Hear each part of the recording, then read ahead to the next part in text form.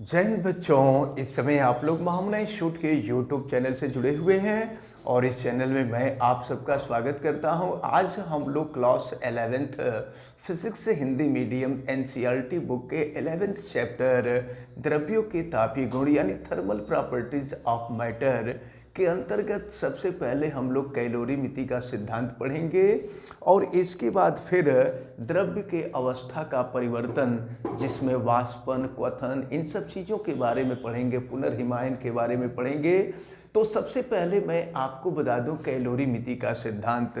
तो कैलोरीमिति का सिद्धांत क्या है कि अगर मान लीजिए कोई एक गर्म वस्तु है और दूसरी एक ठंडी वस्तु है, तो आपको बताया गया था कि जब गर्म वस्तु और ठंडी वस्तु को संपर्क में लाते हैं ना, तो गर्म वस्तु से ऊष्मा निकल करके ठंडी वस्तु में जाने लगती है और ये क्रिया तब तक होती रहती है जब तक कि दोनों वस्तुओं के ताप एक समान न हो जाए।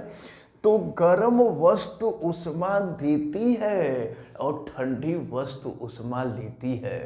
तो गर्म वस्तु के द्वारा जितनी ऊष्मा दी जाती है, ठंडी वस्तु के द्वारा उतनी ही ऊष्मा ली जाती है। तो इस प्रकार दी गई ऊष्मा ली गई ऊष्मा के बराबर होता है। तो याद रखिएगा, गर्म वस्तु के द्वारा ऊष्मा दी जाती है और ठंडी वस्तु के द्वारा ऊष्मा ली जाती है। यही है कैलोरीमिति का सिद्धांत कि गर्म वस्तु के द्वारा दी गई ऊष्मा बराबर ठंडी वस्तु के द्वारा ली गई ऊष्मा। अब हम लोग देखेंगे अवस्था परिवर्तन की अवस्था में कैसे परिवर्तन होता है, यानी चेंज इन स्टेट हम देखेंगे। चेंज इन स्टेट, तो अवस्था परिवर्तन क्या है आप ध्यान से देखें। जैसा कि आप जानते हैं कि पदार्थ की 3 अवस्थाएं होती हैं, ठोस, द्रव और गैस। तो ठोस द्रव में बदलता है, द्रव गैस में बदलता है, गैस भी द्रव में बदलता है, द्रव भी ठोस में बदलता है। तो द्रव्य की तीनों अवस्थाओं का आपस में अंतः परिवर्तन को ही हम अवस्था परिवर्तन कहते हैं। अब अगर कोई ठोस वस्तु हो न, तो जैसा कि आप जानते हैं कि ठोस वस्तुओं के जो अणु होते हैं वो बहुत पास पास होते हैं, यानी इनके अंतराण्विक दूरी जो होती है बहुत कम होती है। जब ठोस वस्तु को हम गर्म करते हैं ना, तो गर्म करने के बाद इनके अणुओं के बीच की जो दूरी होती है वो बढ़ने लगती है, यानी ठोस के अणुओं की गतिज ऊर्जा बहुत कम होती है और स्थितिज ऊर्जा बहुत अधिक होती है। जब बाहर से इसको हीट देते हैं, बाहर से गर्म करते हैं, तो गर्म करने से होता ये है कि अणुओं की गतिज ऊर्जा बढ़ती है। जब गतिज ऊर्जा बढ़ती है तो ठोस के अणु आपस में टकराने लगते हैं और जब आपस में टकराने लगते हैं तो अंतराण्विक दूरी धीरे धीरे बढ़ने लगती है और इस प्रकार ठोस जो है द्रव में परिवर्तित हो जाता है। तो ठोस को द्रव में परिवर्तित होने की क्रिया को ही हम गलन कहते हैं, यानी कि मेल्टिंग कहते हैं।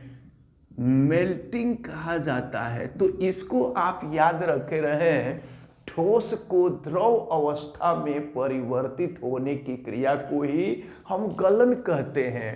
अब अगर मान लीजिए द्रव है और द्रव के अणु दूर दूर होते हैं, जब इसको गर्म करते हैं ना, तो द्रव के अणुओं की जो गतिज ऊर्जा होती है वो बहुत अधिक हो जाती है और जब अणुओं की गतिज ऊर्जा बहुत अधिक हो जाती है तो द्रव के जो अणु हैं अपने सतह को छोड़ करके बाहर जाने लगते हैं। तो इस प्रकार द्रव के अणु जब द्रव से बाहर निकलते हैं तो वो भाप के रूप में परिवर्तित हो जाते हैं। तो द्रव के अणुओं को भाप में परिवर्तित होने की क्रिया को ही, या कह सकते हैं द्रव को गैस में परिवर्तित होने की क्रिया को ही हम वाष्पन कहते हैं, यानी कि वेपोराइजेशन कहते हैं। तो ये वाष्पन हो जाता है।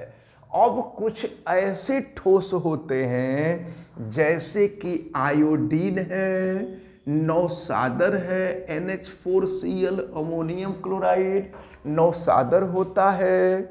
तो ये सब ऐसे होते हैं कि जब इनको गर्म किया जाता है ना, तो गर्म करने पर यह ठोस से द्रव में नहीं बदलते हैं। सामान्यतया जितने भी ठोस हैं जब उनको आप गर्म करेंगे तो गर्म करने पर पहले वो ठोस से द्रव में बदलते हैं और इसके बाद द्रव से गैस में बदलते हैं।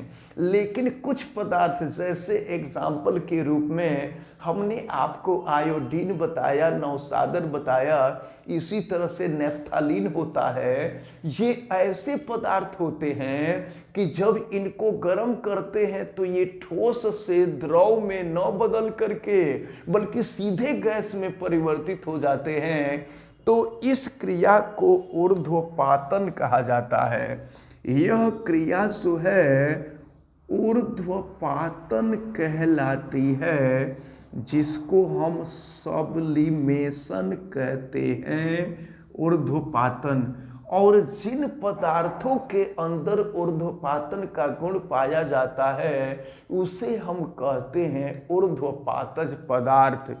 अब इसके बाद जब द्रव को बहुत ज्यादा गर्म कर देते हैं तो वह खौलने लगता है। तो द्रव के खौलने को क्वथन कहते हैं, और वह ताप जिस पर द्रव उबलने लगता है या खौलने लगता है उसे क्वथनांक कहते हैं। तो अब यहाँ पर क्वथनांक की परिभाषा आपको दी जाती है। क्वथनांक को हम कहा करते हैं बॉइलिंग पॉइंट। तो क्वथनांक क्या है? वह ताप जिस पर द्रव का वाष्प दाब वायुमंडलीय दाब के बराबर हो जाता है, उस ताप को ही हम द्रव का क्वथनांक कहते हैं। जैसे कि जल का क्वथनांक जो होता है वो 100 डिग्री सेंटीग्रेड के बराबर होता है। अब इसके बाद एक टर्म और आता है जिसको हम कहते हैं पुनर्हिमायन। पुनर्हिमायन। तो अब हम लोगों को पुनर्हिमायन के बारे में पढ़ना है। पुनर्हिमायन को हम कहा करते हैं रेगुलेशन। ये जो है रेगुलेशन कहलाता है। पुनर्हिमायन के बारे में पढ़ने जा रहे हैं। जानते हैं पुनर्हिमायन, ये अपने आप में पुनर्हिमायन का मतलब होता है फिर से हिमायन बनना, फिर से हिम बनना। लेकिन हिमांक किसे कहते हैं? वह ताप जिस पर द्रव ठोस अवस्था में परिवर्तित होने लगता है, तो इस ताप को ही हिमांक कहते हैं और इस क्रिया को हिमायन कहते हैं। लेकिन पुनर्हिमायन क्या है? तो जानते हैं पुनर्हिमायन का प्रदर्शन हम ऐसे कर सकते हैं कि जैसे मान लीजिए बर्फ के 2 टुकड़े लिए, बर्फ का एक टुकड़ा ये है, बर्फ का दूसरा टुकड़ा ये है, और दोनों टुकड़ों को जब हम आपस में दबा करके थोड़े समय तक दबाए रहें और दबा करके छोड़ देते हैं ना, तो बर्फ के दोनों टुकड़े आपस में चिपक जाते हैं। तो बर्फ के दोनों टुकड़ों को आपस में चिपकने की जो क्रिया होती है, इसी को हम पुनर्हिमायन कहा करते हैं। अब इसी तरह से एक छोटा सा प्रयोग होता है। जैसे मान लीजिए बर्फ का ये कोई टुकड़ा है और इसके ऊपर कोई रेशम का धागा है, रेशम का धागा बांध करके और दोनों तरफ, पीछे की तरफ भी और इधर की तरफ भी कोई पिंड लटका दिया जाए तो जानते हैं क्या होता है? कुछ समय के बाद ये जो धागा रेशम का बांधे हैं, रेशम का धागा बर्फ को काटता जाता है और बर्फ को काटते काटते काटते काटते ये नीचे जाता है। तो जब ये धागा, रेशम का धागा जब नीचे जाता है ना, तो ऊपर वाला बर्फ धीरे धीरे धीरे धीरे आपस में चिपकता जाता है। और इस प्रकार होता ये है कि ये जो धागा है, ये धागा नीचे गिर जाता है और चूंकि बर्फ आपस में चिपक जाता है तो इस प्रकार आपको लगता है कि बर्फ जो है कटा भी नहीं है। तो ये जो है पुनर्हिमायन की ही एक घटना है। अब इसके बाद हम लोगों को पढ़ना होता है गुप्त उष्मा, जिसको हम कहा करते हैं लेटेंट हीट, गुप्त उष्मा। तो गुप्त उष्मा क्या होती है, यानी लेटेंट हीट क्या होता है, इसके बारे में हम देख लें तो समझ लीजिए, किसी पदार्थ के ताप में परिवर्तन किए बिना उसे एक अवस्था से दूसरी अवस्था में परिवर्तित करने के लिए जितनी ऊष्मा की आवश्यकता होती है, उसे ही हम उस पदार्थ की गुप्त ऊष्मा कहते हैं। गुप्त ऊष्मा जो होती है वो दो प्रकार की होती है। पहली होती है गलन की गुप्त ऊष्मा। तो गलन की गुप्त ऊष्मा क्या है, ध्यान से समझिए। तो किसी, ऐसे कह लीजिए कि ताप में परिवर्तन किए बिना ठोस को द्रव अवस्था में परिवर्तित करने के लिए जितनी ऊष्मा की आवश्यकता होती है, उसे ही गलन की गुप्त ऊष्मा कहते हैं। और हम आपको बताते हैं कि अगर बर्फ है तो बर्फ के गलन की जो गुप्त ऊष्मा होती है, ये जो है 3.33, हम बर्फ के गलन की गुप्त ऊष्मा की बात कर रहे हैं। यह 3.33 × 10⁵ जूल प्रति किलोग्राम होता है। ये बर्फ के गलन की गुप्त ऊष्मा है। अब इसी तरह से आता है वाष्पन की गुप्त ऊष्मा। वाष्पन की गुप्त ऊष्मा, तो वाष्पन की गुप्त ऊष्मा लेटेंट हीट ऑफ वेपोराइजेशन। तो अब देखें, जब पानी को आप गर्म कर देते हैं, गर्म करते हैं ना, तो पानी का टेम्परेचर मैक्सिमम 100 डिग्री सेंटीग्रेड तक बढ़ता है, उससे ऊपर नहीं बढ़ेगा। जब उससे अधिक आप ऊष्मा देंगे तो वह पानी जो है भाप में परिवर्तित होने लगता है। यानी स्थिर ताप पर द्रव को वाष्प में परिवर्तित होने के लिए जितनी ऊष्मा की आवश्यकता होती है, उसे ही वाष्पन की गुप्त ऊष्मा कहते हैं। और वाष्पन की जो गुप्त ऊष्मा होती है, यह 22.6 × 10⁵ जूल प्रति किलोग्राम होती है। तो वाष्पन की गुप्त ऊष्मा बहुत अधिक होती है। यही कारण है कि भाप से अगर शरीर का कोई अंग जल जाता है तो वो बहुत ज़्यादा कष्टदायी होता है। देखते हैं कभी रोटी बनाते या रोटी फुलाते समय कहीं रोटी फूट जाती है, तो उसमें से जो भाप निकलता है, वो भाप से अगर हाथ जल जाता है तो जला हुआ हाथ जो होता है वो बहुत ही कष्टदायी होता है। वजह ये होती है कि वाष्पन की गुप्त ऊष्मा बहुत ही अधिक होती है। अब जरा ध्यान पूर्वक देखें, अगर पदार्थ का द्रव्यमान यम हो और उसकी गुप्त ऊष्मा यल हो, गुप्त ऊष्मा को यल से प्रदर्शित करते हैं, तो Q बराबर हुआ करता है यम इंटू यल। अब इसके बाद यल जो है गुप्त ऊष्मा है। अब यहाँ से अगर हम यल की वैल्यू निकालेंगे तो ये हो जाएगा आपका Q/m। Q ऊष्मा है तो ऊष्मा का जो मात्रक होता है ये कैलोरी होता है, और द्रव्यमान का जो मात्रक होता है वो किलोग्राम होता है। तो गुप्त ऊष्मा का मात्रक कैलोरी प्रति किलोग्राम होता है। तो अगर हम इसको ऐसे भी कर सकते हैं, देखिए कि अगर ये कैलोरी है, क्योंकि कैलोरी सीजीएस पद्धति में होता है, तो ये ग्राम लिख देंगे, कैलोरी प्रति ग्राम।